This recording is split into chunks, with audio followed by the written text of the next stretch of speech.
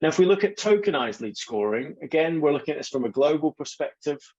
This works because it's actually easier. We can then start to categorize stuff into high, medium, low value. We use token score values instead of specific hard-coded values, which we can't then update.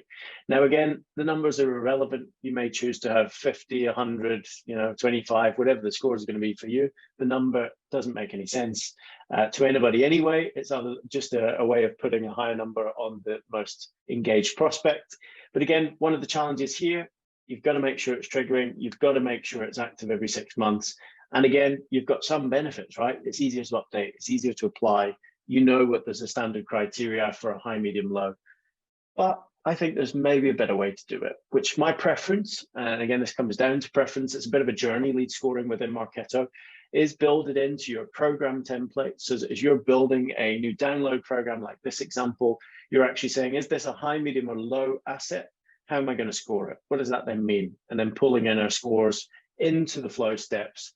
We know that these smart campaigns are going to stay live because we're promoting the download. People are downloading. We're sending the confirmation email.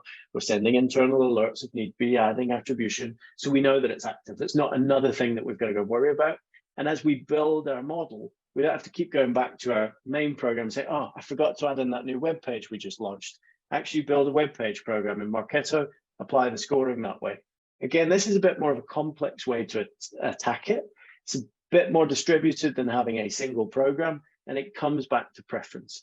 The thing I love about this is actually you can then start to use overridden tokens. So you can say, okay, my positive score is normally 15, but for this piece of content, because it does really well from a lead gen perspective, I'm going to add 50 points every time. So therefore it pushes the threshold higher.